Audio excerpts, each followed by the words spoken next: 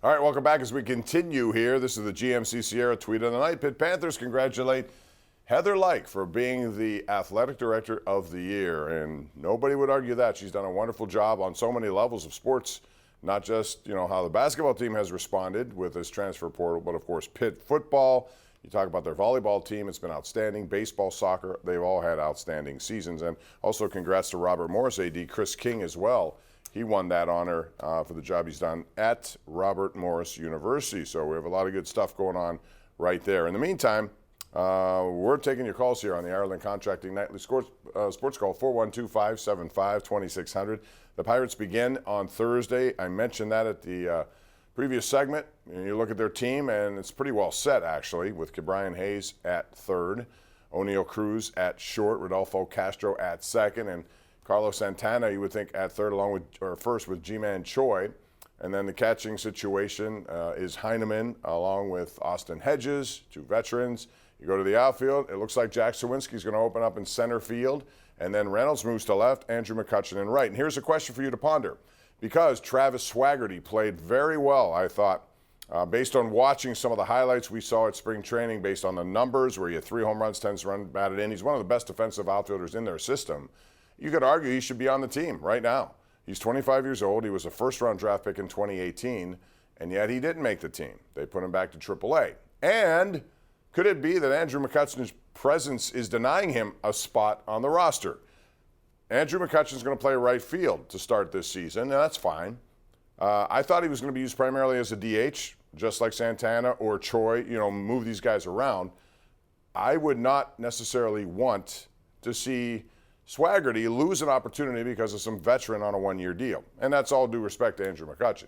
What do you say at 412-575-2600? Let's go out to Stan, who joins us right now in McCandless. Stan, you're first up tonight here on the Ireland Contracting Nightly Sports Call. Go ahead. Good evening, Bob. How you doing tonight, buddy? Good, thanks. What's up? I'll tell you what, I think what's the most important thing for the Penguins, the way the two teams played tonight, Islanders and Florida.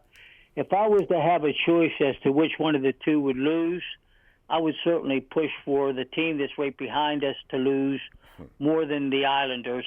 The most important thing is get into the playoffs at the end of the regular season. So now tomorrow night, they can push this up to 4 or 5 points, I guess. They're ahead by 3 right now, right, Bob? Yeah, 3 points, and they have Detroit coming up. Detroit's not been playing well of late, and they traded some of their bigger guys at the trade deadline. So they're sort of rebuilding a little bit. So that should be a game, although if you've watched the Penguins, Stan, like I'm sure you have, you saw San Jose come in here and beat them. You saw Montreal overcome a 2-0 deficit and beat them. You saw Detroit trail 4-0, come back and beat the Penguins. So they can lose to just about everyone and anyone, and they have to make sure they take care of business against that team before they come home for 3 home games. And they could really space things out and kind of wrap things up, given the fact that Florida Panthers are struggling as they are. So, and it's going to be interesting on Saturday. It's a 3 o'clock game, I believe, against the Boston Bruins, and then another day game on Sunday at home.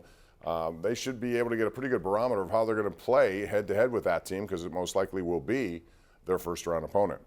Let's go out to San Diego, California. We have Mark joining us on the line. What's up, Mark in San Diego? Hey, just asking about what's the goalie situation there. I've been too busy up and down, but concerned about the playoffs. Yeah, Tristan Jarry's been hurt 4 different times this season, on and off. When he's healthy, he's played pretty well, but he's not been healthy. You have to be reliable in that situation. Casey DeSmith did not start well, but he's been playing well of late. He's gotten more of an opportunity to play.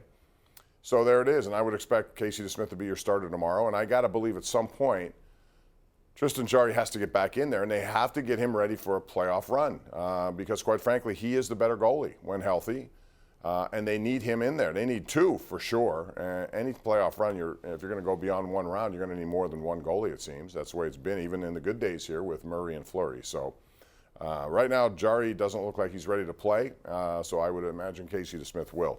Let's go to Jim in Aliquippa, Pennsylvania. Jim, how you doing tonight? Okay, Bob, how you doing tonight? Good, thanks. What's up? I wanted to talk to you a little bit about the Pirates. As I look at this team, I'm looking at their position guys that are going to be playing, and I think it's a pretty good lineup. I think it's going to depend on their pitching staff as to how well they do. And I also think personally that Derek Shelton, this has to be a show me year for him. Well, first of all, it's been hard for me to read what Derek Shelton is as a manager, given the lack of talent they've had. I think that's where it all starts, any manager. If you're a good manager, you'll be able to navigate good players and win. If you're not in a position of having good talent, sometimes you're going to pay the price for that. We've seen it with some of the best managers in the game. With regard to their pitching staff, Mitch Keller should be ready. He finished strong last year. He was terrific down the stretch in his last 2 months. I would expect him to take that level and run with it and become their ace. He's going to be their opening day starter, and they need it. I mean, he was a former #1 pick. He was hands-off as far as trades. Nobody wanted to part with him in the Pirate organization. I understood it. The talent was there.